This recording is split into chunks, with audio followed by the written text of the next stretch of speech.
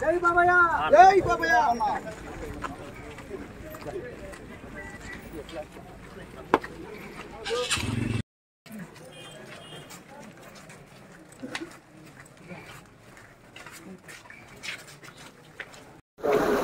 వైఎస్ఆర్సీపీ పార్టీకి ఓట్లు వేయమని అడగడానికి ప్రతి గ్రామంలో కూడా ఇన్నిళ్ళు తిరుగుతూ మా పార్టీకి సంబంధించినటువంటి నాయకులు కార్యకర్తల ఇళ్ళకి వెళ్ళి యోగక్షేమాలు తెలుసుకుంటూ ఆ గ్రామంలో ఉండేటువంటి పరిస్థితులపైన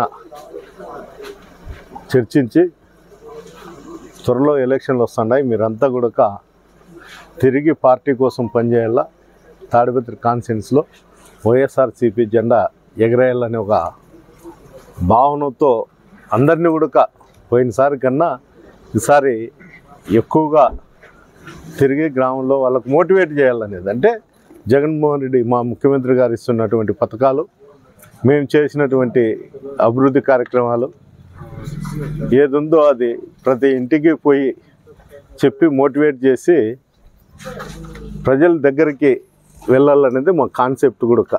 వాళ్ళు నాకు ఎలక్షన్ తర్వాత వచ్చిన వాళ్ళు దండిగా మంది ఉన్నారు.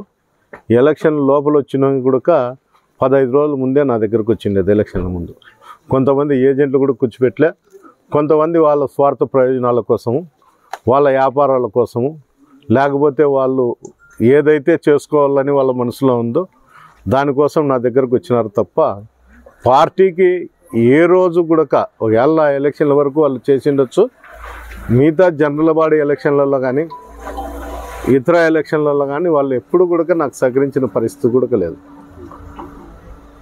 ఈరోజు వాళ్ళు ప్లాన్డ్గా అంటే ఒకటేసారి మేము కొంతమంది లీడర్లుగా పోతే వైఎస్ఆర్సీపీ పార్టీ కార్యకర్తల్లో మనోధైర్యాన్ని పోగొట్టే దానికోసం ఒక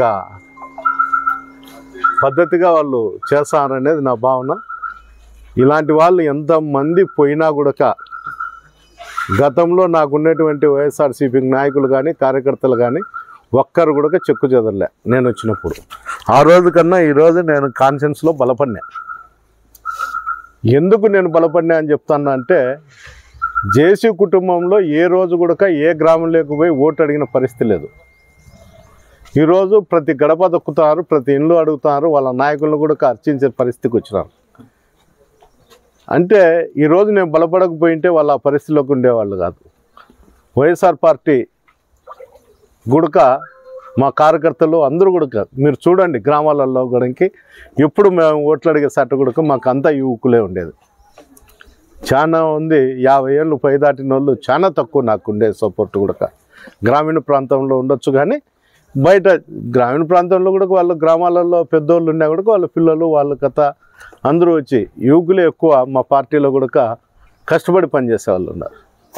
ఎవరు ఎన్ని కుతంత్రాలు ఎన్ని చేసినా కూడా మా పార్టీని దాటుకొని పోయే పరిస్థితి ఎవరికి లేదు. ఏదన్నా పరిస్థితి ఉంటే కన్నా మేము మా అమ్మడి ఇంతమంది కార్యకర్తల నాయకులు ఉండేవాళ్ళు కూడా కాదు. కొంతమంది పార్టీలో చేరుతామని చెప్పినారు, పాపం వాళ్ళకు ఎమ్మిడితో మనుషులు పోయే వాళ్ళు లేక టీయంగలకాడ అడుగుతున్నారు. 500 ఇచ్చాం, 1000 ఇచ్చాం, మా ఎమ్మిడితో వచ్చే 20 మంది 30 మంది కండవా కప్పుకోండి సాలరా మళ్ళీ ఎట్లన్నా పోండి అని బంగపోయే పరిస్థితి కూడా ఉంది. అంటే ఇంత నీచమైన రాజకీయాలు తాడిపత్రిలో ఇంత నీచమైన రాజకీయాలకు ఉంటాయని నేను ఎప్పుడూ ఊహించలే. ఇదేందో పెద్ద పౌరుషగడ్డ, ఏదో ఇక్కడ పెద్ద పీకే వాళ్ళు ఉన్నారు అనుకుంటున్నా కానీ జిల్లాలో అందరూ అబ్బా తాడిపత్రి అంటారు. తాడిపత్రిలో నేను అనకూడదు కానీ జేసీ కుటుంబం మీద స్పీడ్ బ్రేకర్ వాళ్ళు పోటీ చేసినా కూడా 4-5 వేలతో ఓడిపోతారు.